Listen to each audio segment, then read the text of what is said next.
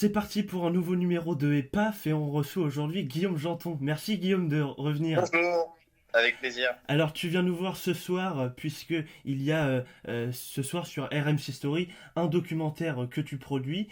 Il est consacré à l'un des plus célèbres candidats de jeux télé. Malheureusement, il est connu pour autre chose. Donc le doc s'appelle La face cachée de Christian Quesada, les nouvelles révélations. Et donc en mars 2019, c'est vrai, il avait été placé en détention et un an plus tard, il avait été condamné à 3 ans de prison pour corruption de mineurs et détention d'images pédopornographiques. Alors que va-t-on voir ce soir?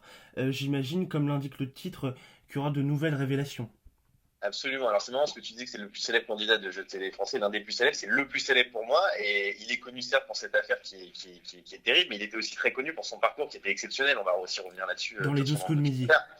C'est quelqu'un qui était quasiment SDF, qui a dormi, qui était à la rue pendant quelques semaines et qui a réussi à devenir quasiment millionnaire. Donc c'est vrai que son parcours a fasciné les Français. Il y a un vrai attachement qui s'est créé autour de lui.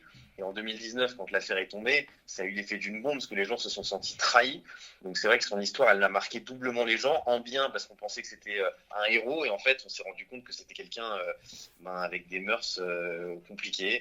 Et pour répondre à ta question sur les révélations, il y a d'énormes révélations ce soir puisque pour la première fois, on a eu accès à tout le dossier de l'affaire Quesada. Il y a 4000 pages avec tout en fait, avec les perquisitions, les contenus de ses ordinateurs, les contenus de ses téléphones portables, les dépôts de plaintes, son casier judiciaire. Il y a vraiment tout, tout, tout, tout. Donc c'est un énorme travail de recherche qu'on a fait avec Thibaut Giton et Guillaume Garnier sur ce documentaire. Et vraiment, il a fallu décortiquer ce dossier page après page pour recueillir des éléments, trouver de nouveaux éléments justement, et surtout contacter de nouvelles victimes présumées de Christian Quesada. Et c'est vrai que le grand public ne le savait pas, mais il avait été condamné à 2 reprises avant les faits de 2019. Là. Effectivement, alors c'est ce qui est assez incroyable, c'est que enfin, on se dit que c'est incroyable que la production des 12 coups de midi n'ait rien vu quand elle l'a pris dans l'émission.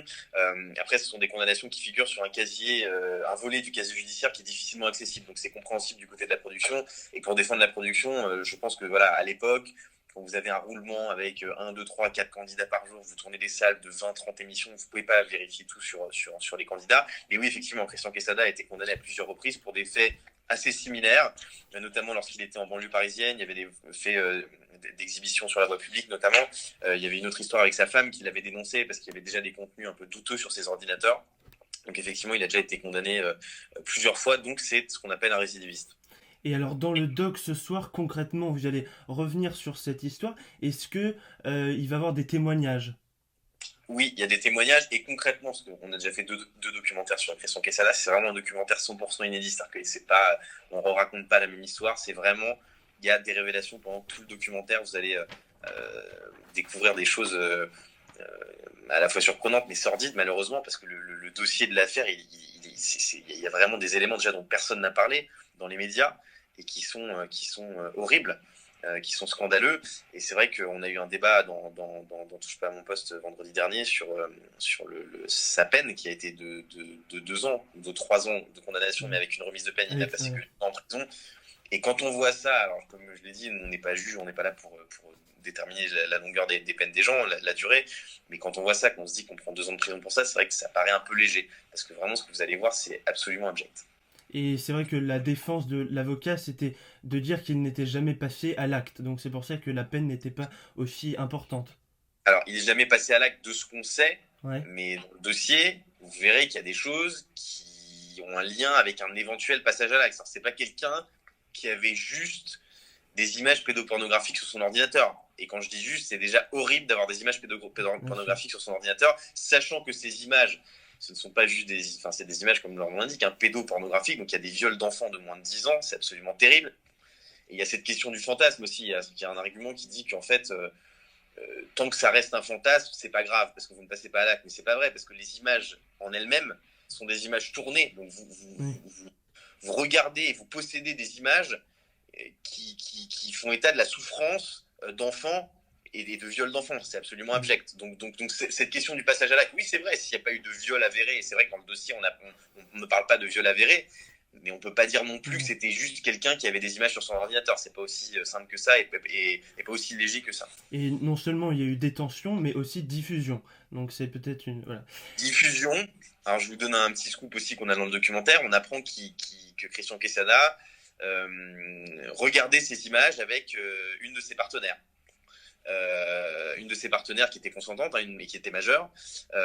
C'est ça qui est important aussi avec Christian Quesada, c'est que pour moi, il y a deux aspects dans son rapport aux femmes et à la sexualité en général. C'est-à-dire qu'il y a l'aspect un peu homme à femme avec quelqu'un qui a profité de sa notoriété pour multiplier les conquêtes. Et ça, quelque part, évidemment, il a le droit de le faire, il fait ce qu'il veut de sa vie. Et il y a plein, et ça faut le dire quand même, sans l'accabler complètement, il y a plein de femmes qui ont eu des rapports avec Christian Quesada, que ce soit sa femme, ses petites amies, etc., qui étaient consentantes.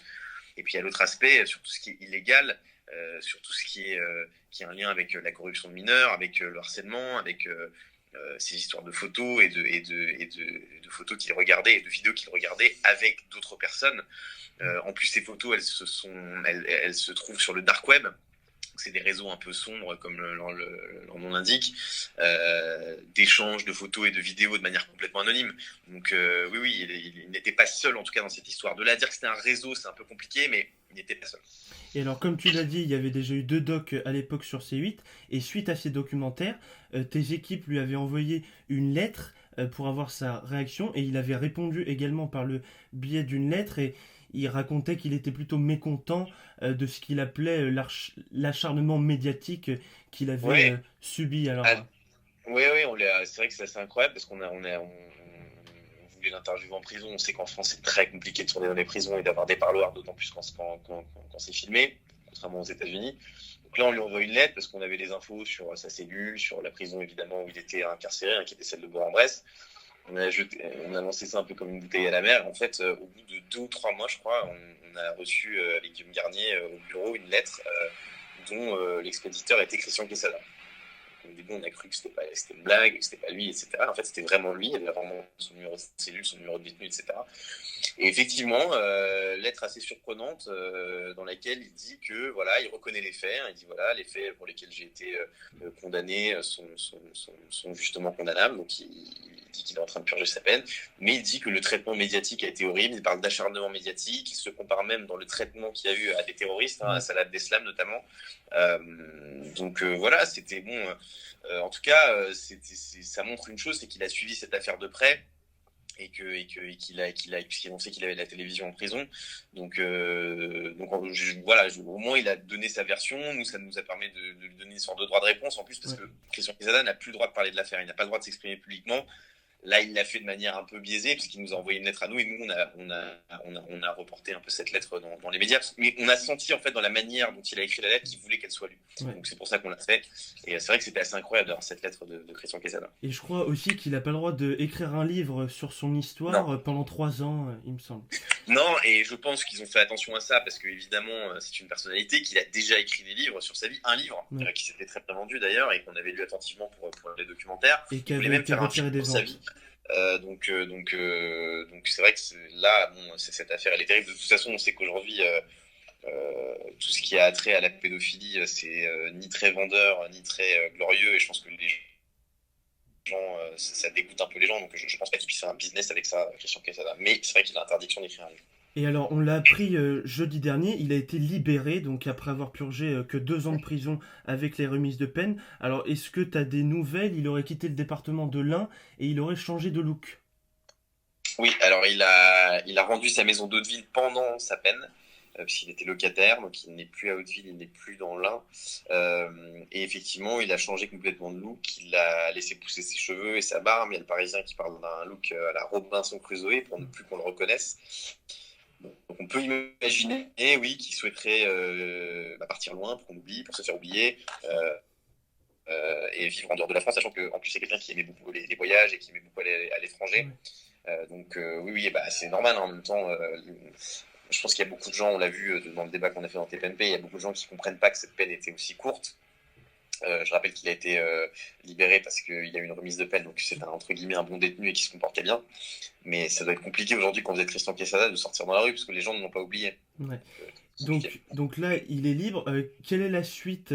Est-ce que tu vas préparer d'autres choses autour de lui, un documentaire? Est-ce que par exemple on peut imaginer qu'il vienne témoigner dans les médias, notamment Bah, dans TPMP, nous, ou on c'est a en plutôt fait, discret? on a ce documentaire sur MC Story qui est vraiment, on l'a pas fait pour faire un énième documentaire sur Quesada, on l'a fait parce qu'on avait de vraies révélations. Mm. C'est-à-dire qu'on voulait pas refaire les mêmes documentaires que ceux qu'on a fait.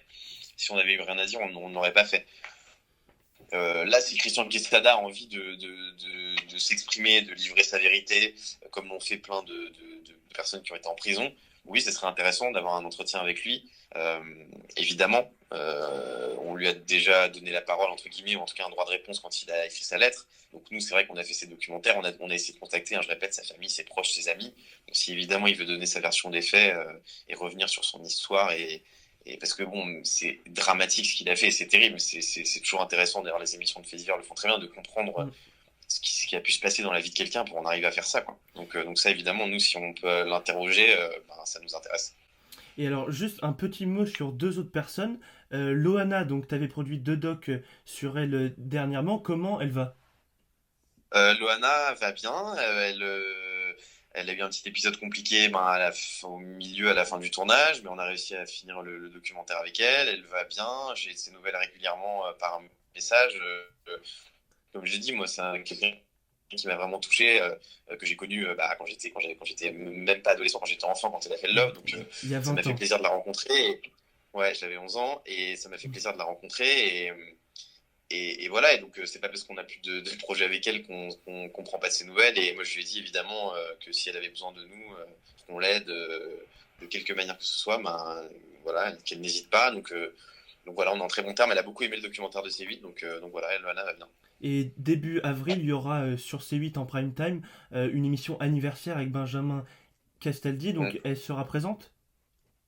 Je ne sais pas encore. Je sais qu'il y aura d'anciens lofters.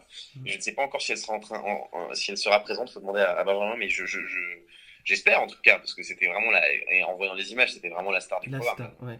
Et alors, un deuxième mot sur une autre personne, Moundir, je me rappelle, t'étais venu dans EPAF pour la promo du documentaire La vraie vie de vos aventuriers, qui suivait le parcours de candidats de koh parmi lesquels Moundir. Et là, il est dans un état grave à l'hôpital après avoir contracté la Covid-19. Est-ce que t'as des nouvelles de lui? Euh, Pas beaucoup, enfin voire pas du tout. Moi personnellement non, malheureusement. Et évidemment, on lui souhaite un très bon rétablissement. Mais c'est vrai que j'ai appris ça un peu comme tout le monde Ouais, là sur les réseaux sociaux. par sa C'est vrai qu'en femme. ce moment, il y a plus de gens qui sont enfin, dans notre entourage qui sont frappés par le Covid. En plus, on parle, je sais pas ce qui est vrai ou pas, mais on parle de réanimation pour lui. Donc évidemment, on lui souhaite de se rétablir. Et c'est un battant, on me dire. Donc je suis sûr qu'il va s'en sortir. Très bien. Alors, il y a d'autres documentaires qui arrivent très vite sur C8, notamment sur les influenceurs partis à Dubaï. On suivra ça avec Mm. beaucoup d'attention. Donc, en tout cas, merci Guillaume. Je rappelle, hein, ce soir, donc, un nouveau documentaire produit par Janton Prod, La face cachée de Christian Quesada. C'est dès 21h05 sur RMC Story, donc le canal 23. Donc voilà, merci Guillaume d'être revenu dans Merci à EPAF. toi. Et À voilà, bientôt. c'est toujours un plaisir. Et je crois que très bientôt, c'est plutôt moi qui vais venir à vous. Donc, à la Ouais, c'est vrai, prochaine. exactement. À la Avec prochaine. plaisir, on t'attend.